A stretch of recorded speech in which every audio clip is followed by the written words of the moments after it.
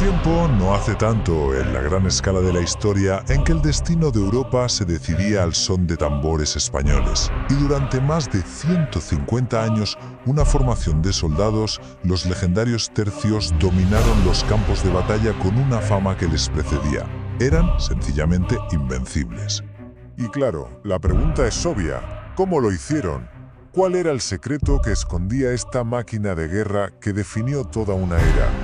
Pues no era magia. Era algo mucho más fascinante. Una combinación casi perfecta de táctica, de disciplina y de un coraje que acabó forjando una leyenda. Vamos a desgranar esas claves. Pensemos en los siglos XVI y XVII. El Imperio Español no se mantenía solo con el oro de las Américas o con flotas imponentes. No. Su verdadera columna vertebral, su puño de acero, era esta infantería de élite.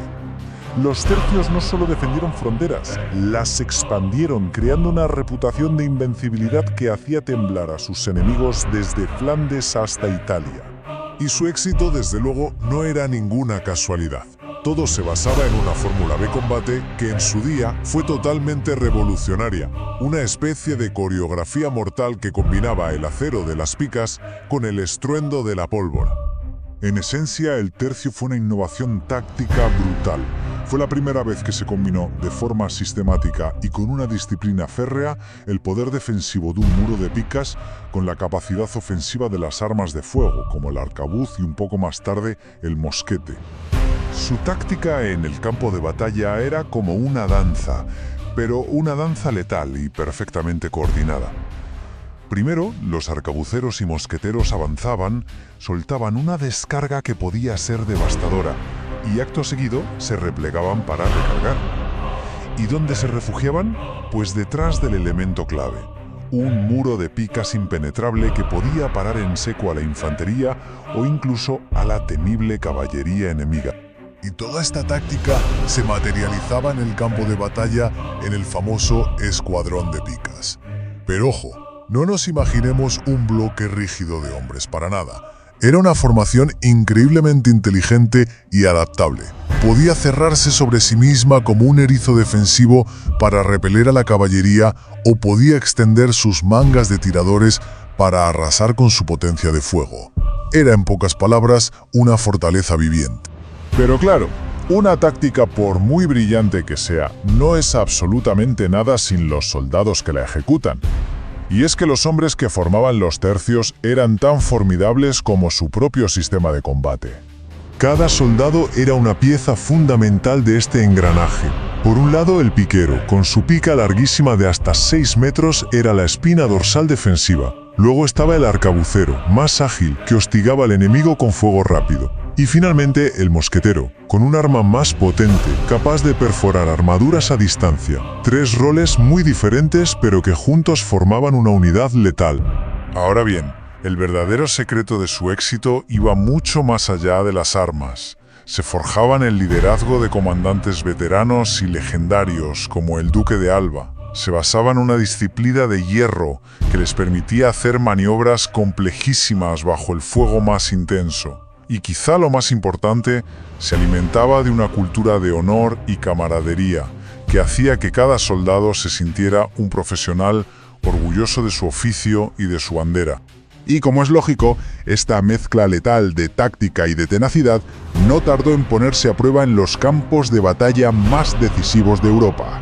Allí es donde de verdad se forjaría su leyenda. Durante casi un siglo su dominio fue simplemente incontestable. En 1557, en Saint-Quentin, aplastaron a los franceses. En 1585 tomaron la ciudad supuestamente inexpugnable de Amberes. Incluso en el año 1600, en Newport, demostraron que podían adaptarse a tácticas enemigas más modernas. Su historia es una cadena de victorias hasta que llegó su batalla final, Rocroi, en 1643.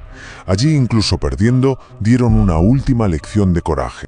Un bosque de puntas casi impenetrable. Así es como lo describían quienes se enfrentaban a ellos. Tratemos de imaginar la escena. Miles de puntas de acero, brillando al sol, avanzando como un solo organismo. Era una visión diseñada para destrozar la moral del enemigo antes de que sonara un solo disparo. El impacto psicológico era tan devastador como el físico. Pero toda gran era llega a su fin. La guerra, como todo, evoluciona. Y aquella fórmula que había garantizado la victoria durante más de un siglo, pues empezó a mostrar sus límites frente a nuevas ideas y nuevas tecnologías. En Rocroi chocaron dos mundos, dos formas de entender la guerra. Por un lado, los cuadros de los tercios, sólidos, resistentes, centrados en la defensa y el choque directo.